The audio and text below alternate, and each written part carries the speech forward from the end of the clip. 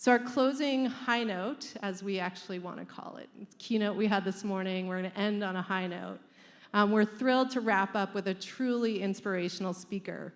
Chad Brown is the founder of Soul River, which is a nonprofit whose focus is on bringing together veterans and inner-city youth into the wild rivers of nature, inspiring both the veterans and the youth through the connections they forge with each other and with wild places. Their hope is to create a new generation of ambassadors for the natural environment, ambassadors who can speak directly to the crucial healing power of nature. Chad is a veteran himself, a decorated US Navy veteran who received multiple honors after serving in the Desert Storm Gulf War and Operation Restore Hope in Somalia, and who struggles today with PTSD. Chad found solace and healing in fly fishing and created Soul River to share the power of this sport and of the places it takes people. Before welcoming Chad on stage, we also want to have a bit of a surprise for you. We're very proud and excited to announce that 1% for the Planet will be launching a new podcast series at the end of April. Our podcast he is also our hope. Our podcast host, 1% for the Planet individual member and ambassador James Joyner, will be recording a live conversation with Chad Brown as one of our podcast episodes.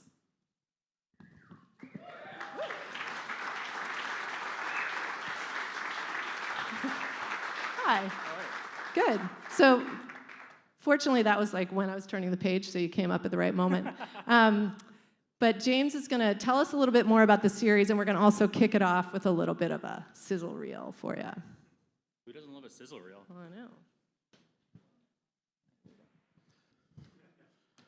Am I the sizzle reel? Okay. So I guess let's get started. And I'm going to have Chad and his amazing dog, Axe, come up to the stage. All right. So, Chad, to kick it off, thank you for being here.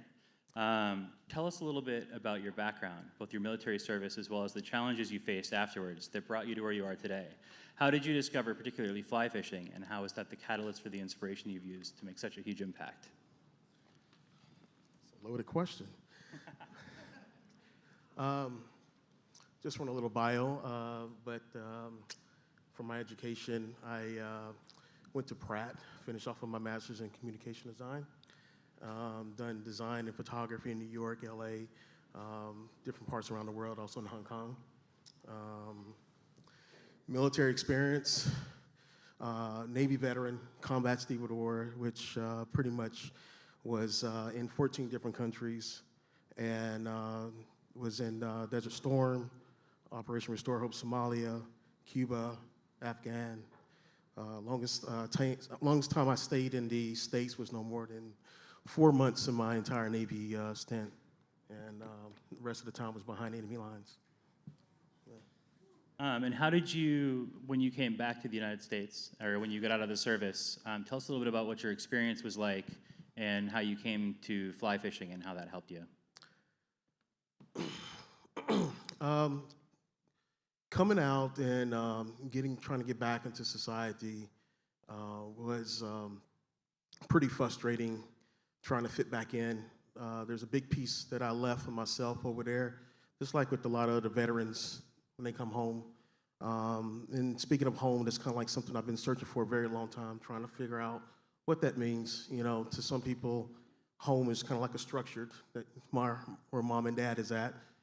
To me, that's beyond that now, and so it's a constant battle. I lost a lot in my life the longest I stayed out, and got the education behind me and moved forward. And it seemed like the more and more I moved forward, the more that I was starting to battle my own demons. And over a course of time, I completely lost everything and became homeless right here in Portland, Oregon. From there, I found myself in the lines giving blood to fill a pint of blood, basically for $20, gas in the tank, borderline of committing suicide. Spent some time in the VA suicidal hospital along with other vets, where your name is not your name anymore. It becomes your last four of your Social Security. And then moving forward, a friend of mine took me to the river to show me how to do some fly fishing. When I was able to figure out how that all works, I hooked in on the fish, and I was strung out on heavy medication from the VA hospital. And when I hooked in on that fish, I just felt the ooze of medicine coming out of my pores, and there was a whole bunch of hooting and hollering all over the river and everything. And that was when I just put two and two together and basically saying, this is the route I need to take. This is what makes me feel alive. Yeah. Nice. And I'm sure everyone's noticed your handsome partner, Axe, up here, who is the sweetest, mellowest dog ever. Where does his name come from?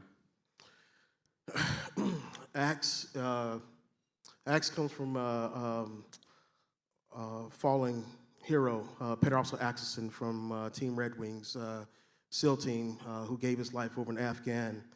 Anybody was falling in, but if you never heard of him, he took like a little bit over 30 rounds to the body and survived long enough to make sure some of his men was going to be back, and he passed on. And today, Axe carries his spirit, and got him through Battle Buddies program called Northwest Battle Buddies out of Washington State. And we train together. Axe comes to me with 350 hours of training. He operates on formal commands, and he sleeps with me by medical, to where he is able to sense my nightmares, flashbacks, and smells them and bring me back into the present. And if I'm in a space like this and I'm feeling anxiety, I can give him a formal command, and Axe will lead me out of that situation into a safe place. That's amazing.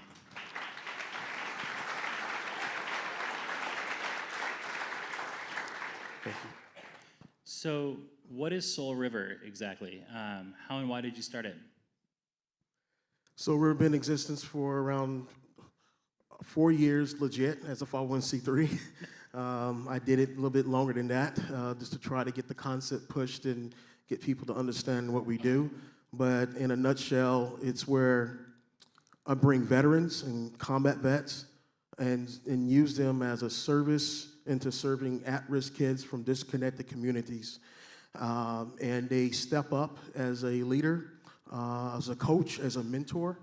And the youth basically, in exchange, give us a sense of purpose to push forward in life, in a nutshell. Yep. You also work with veterans. So what made you choose veterans, and what services do you provide for them? What do you do with them? Yeah, so veterans steps up as a mentor, but I use their skill sets and their leadership ability. And the whole purpose of a veteran basically is, our whole mission actually, is to give youth an opportunity to build their confidence and engage outdoor education, raise the conservation awareness of what's happening, raise their social consciousness, and give them that platform of strength to step up as a leader and know how to use their voice in the community and beyond the community. So why do you call your trips deployments instead of trips? Deployments, as a lot of people are familiar with, to make the connection from deployments to war. You know, when I was coming up and trying to put together Soul River and going through everything and being engaged by some awesome outdoor people that dumped a lot of conservation knowledge into me, connecting with the river, sooner or later I start to formulate this idea where places that are at threat around the United States, whether our rivers, our environment, our wildlife, that becomes our ground zero, and that gives us the activation to be mobilized veterans and youth into those wild, threatened spaces. And we take those spaces and we turn them into a curriculum. And it's a curriculum that's in the partnership between Soul River and conservation groups that are doing the good work to help protect that land, those wildlife, our other environmental issues. And this curriculum is built into a field manual. The veterans use the field manual as basically a teaching aid and help engage the youth in ground zero, basically, of what we call a deployment. And that becomes our work. That's where we engage our youth. That's where we mobilize into these threatened spaces. And that's where our mission goes into effect to where we're trying to engage our youth from a disconnected community and bring them into a conservation leader.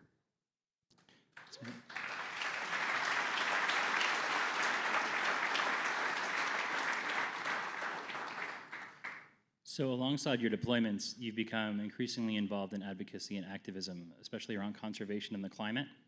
And in recent weeks, you've even gone from speaking to a group in Oakland that included Reverend Jesse Jackson and testifying before Congress. Do you consider this a natural progression?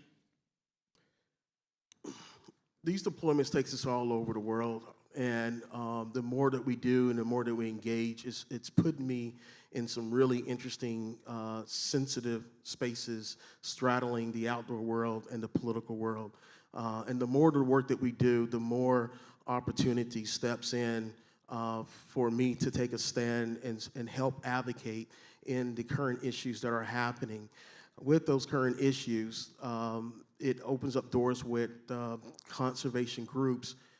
Today, under the political climate of what's happening from the administration, it's hard for conservation groups to get in front or get into the office to help deal with the issues, to help protect what they need to protect, et cetera. The more the work that I'm doing as a veteran, it brings that veteran into that place. That's where I'm able to use my status. It's almost kind of like when we stepping into these Republican office spaces, good example, let me just backtrack a little bit. The Pew Foundation had a hard time trying to get in front of Zinke. Zinke would not open up his doors, basically.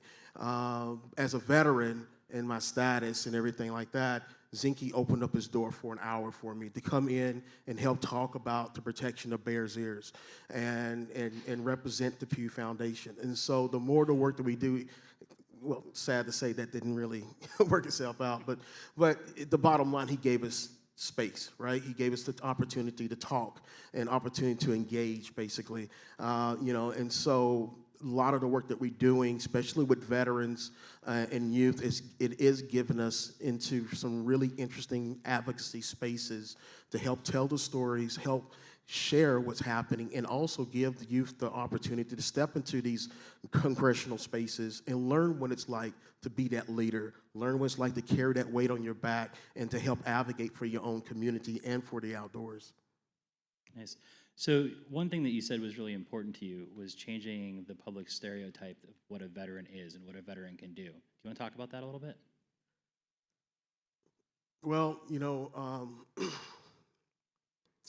there's this stigma, stereotype that happens around vets, especially when we get out. A lot of people don't know how to connect. Family doesn't even know how to connect, and veterans have their own clique of walls that are built up, due to what has happened in their lives and what they have been exposed to and what they have done that they can't even live, with themselves. But, when you find vets that are in that place and some of them that's coming out, there's a lot of vets out there that are, that are doing the good. And if there's a community that can welcome and give them that support, veterans, especially veterans today, can act as a strong spear to help engage and pierce through that silver veil, especially up on Capitol Hill. Veterans can really act as a strong guide to help get into those spaces, and it's a delicate. It's kind of hard to reach a vet, but when you find vets that are doing that kind of good work, it's something to hold on to. Now, do you find that when you can engage your fellow veterans and help them and empower them to help others get access like that, and to use their voices, does that then reciprocate and help them deal with some of the issues that they've gotten from their service? Absolutely. It opens up that I exist at the end of the day, basically. When you can give space for a veteran to breathe into that space and give them purpose for them to start to respond, react, lead, engage, and same thing with the youth. at the end of the day, all a veteran is really looking for is that existence that I exist. They got the skill sets. It's been dormant and it hasn't been tapped into. But when community can open up and give that platform, you just kind of like awaken another leader, basically. You mentioned, we were talking before this interview, and you mentioned that you were going to be heading into the Arctic soon with a bunch of people. What are you guys going to be doing out there? Yeah, so with some of these deployments that I do, I make a lot of partnership with indigenous nations throughout the U.S., and one of my partnerships is with the Gwich'in, which is why I was last weekend testifying in front of Congress, taking a stand with the Gwich'in to fight against the no drilling in the Arctic National Wildlife Refuge. So this summer we're going to be mobilizing more youth and veterans into the Gwich'in Arctic Village, and we're going to be engaging with them from a cultural aspect, and also the land. We're going to be navigating the land. Youth are going to have the opportunity to learn about the Gwich'in culture and everything, and there's a lot of different activities. This is my fourth time going up into the Arctic, and some of these expeditions are pretty intense where youth really step up, and they really have a firsthand experience engaging. The biggest thing while we're going to be in there in the Arctic Village is the big piece I add to the deployment is called Mission Forward. It's an idea concept that I pulled from the Navy Seabees when I used to work with the Navy Seabees. They were engaged. Anybody who don't know who they are, they were engaged in the 70s, during Vietnam War, and there was a specific group of men, construction workers, that would be engaged to come into dismantled communities of war to help rebuild what's there, basically. And so that concept, I've watered that down, and so now when we go into these indigenous nations throughout the U.S., I sit down with the elders, with the tribal members, and talk with them. What could be a project that we can help do a mission forward for your community, basically? And so last year, we did one project which was building the garden. So this community and this tribal up in the Arctic Village, they want to do another garden for their community. And so after the whole expedition, we put down our backpacks, we put down our fly rods, we put the hard hats on. The kids, the youth, they grab the hammers. Veterans steps up as project managers in the field, basically, and we have one mission to move forward with the community, and that's to do a mission forward project to help build for this community, and it's our way of saying thank you. Yeah. So,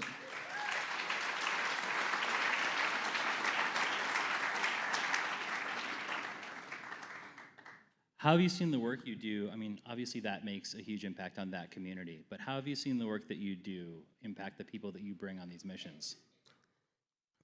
The impact is unbelievable. From a youth standpoint, I can talk about youth for hours and hours. A young lady by the name of Kobe, she's been with me for 3 years. Disconnected community, broken home. Through the engagement of veterans, engaging with her and helping her build her confidence up, raising her conscience from a conservation standpoint. She's now, which we don't advocate, but I'll say what she's now. She's just joined the Army, got into the officers program. She's studying to be a doctor, and she's studying how she can straddle medical and conservation. I have another young man that went to Cornell University, just entered Cornell University, and his love and passion came from being in the Arctic Circle and found a love of birds. And so he's at Cornell studying birds. From the trickle effect, the parents see the youth and they see their changes in the youth, and they are advocating, even though they have not been to the Arctic or any other place where these youth go, but they see the changes, and the parents advocate for the organization. They're actually acting as cheerleaders, and they're going out recruiting people themselves for us, and it's pretty awesome. The veterans are returning veterans, and they're constantly coming up, and these youth, the way to look at this is, like I say, youth, but from a veteran's lens, they're looking at the youth as brothers and sisters, basically.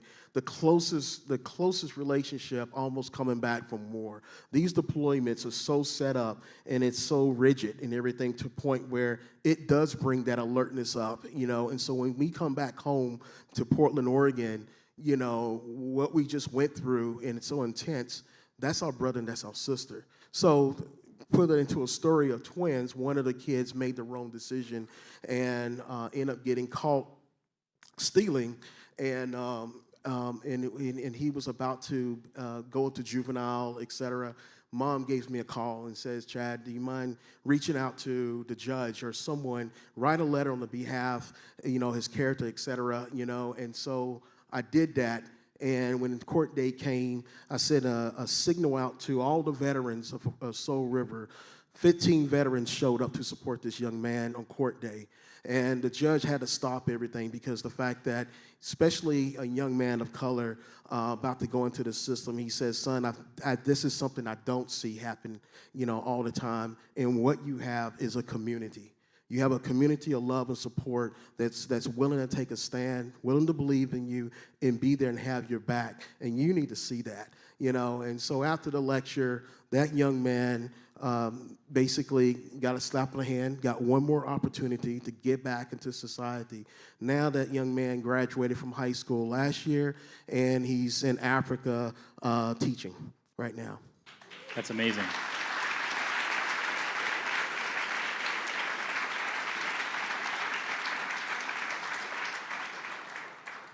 So you mentioned an incredible gift that you received recently, and I wanted to ask what was next for you, but I'm so excited for you. I want to talk about what was given and what that means. I don't want to spoil the surprise. I'm going to let you say it, but it's incredible.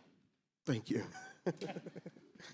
So I had a private funder that stepped up, and he is gifting me 800 acres of land. Northern California, for me to be able to do outdoor education with youth.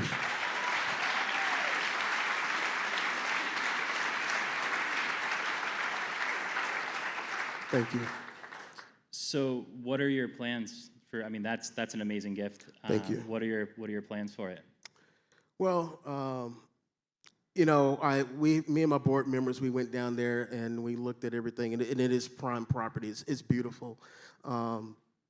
And a lot of the ideas came, and a lot of these ideas started connect to $3 million, $5 million, $8 million, the money you have to raise to do what you need to do. And so I think step one, just a quick execution, a quick opportunity to be able to engage on this land of 800 acres is basically, I'm going to turn this into more like a ranger's course. It's going to be a youth leadership type of ranger-style course that they would have to go through. And give you a good example, this course could be laid out up to like 20 different checkpoints, basically.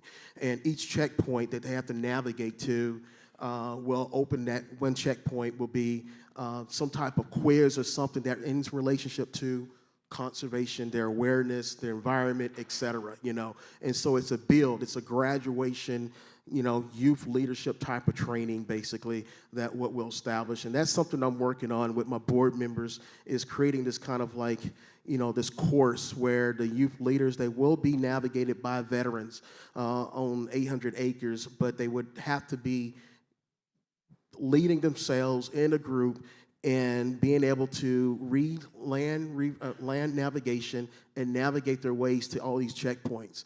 And some checkpoints could be a visitor of our partner. So when they make it to that checkpoint, they'll camp overnight. One of the partners come out, maybe a marine biologist or someone will have to talk, et cetera, and they will have to maybe a pop quiz or something, and then they would have to take that, and then to pass, then they will be giving the next route to make it to the next checkpoint and to the next checkpoint. So I'm thinking about low key, low impact, without having to raise a lot of money, but something that I could be able to execute and run and create really fast to start engaging with our youth. Because now, since I've been doing it for a while, I have youth leaders that are actually saying the next step. they are getting to that place where they're looking for internships. They're looking to go off to college into respected conservation fields and stuff. And so this is going to be that last kickoff for a youth leader to get their last training as a ranger. That's amazing. It's like environmental boot camp. It's incredible. Exactly. Environmental boot camp. So on top of all this amazing work that you do, you're also a very talented photographer. Most recently featured in the New York Times Magazine. That was amazing. Thank you. But you were telling me you've got a project coming up that you're kicking off. You're going to be going cross country and shooting some portraits and doing some stuff. Do you want to talk about that? Yeah, sure. Didn't realize you were going to throw that one out. Sorry. I just thought as we're It's fine. It seems like an important part of what you're doing, and I think it's a pretty beautiful project. Thank you. Yeah, I got this new project. It's actually called Hidden Heroes, and it really comes from, you're looking at the big screen, Hollywood, et cetera, and you hear about a lot of awesome veterans that have served their country in some phenomenal, heroic ways, and Purple Hearts, et cetera. But they're all, Caucasian, and there's nothing wrong with that, But there are many people of color who have served that has done some phenomenal feats and gave their life for the country. And you don't hear about their stories, and you don't hear about that. And so I approached King, and I pitched it to Toyota, and a couple other brands, and also Peak Design is supporting me in as well. And I'm going to be doing these lifestyle portrait photographs that help tell their story in some really interesting ways, and then also tag that with audio. And that audio is going to be able to hear them speak about what they've done for their country, where they at in their community, and why the outdoors is very, very important for them for the healing piece. So all this is going to be packaged up, and I'm selecting veterans across the country and going into their spaces and doing this. And it's going to be presented on Veterans Day by King.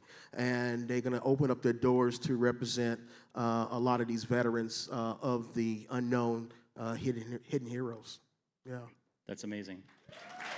Chad Brown, I think I speak for all of us when I say thank you for your service, both in the military and out of it. You're an incredible role model for all of us. So thank you very much. Really appreciate it. It's good being here. I'd also like to say thank you to Kate and everyone at 1% for the Planet who do amazing work and brought all of us here together and are literally leading the charge to help us all save the world, which it needs right now pretty bad. So thank you, Kate, and thank you, everyone else.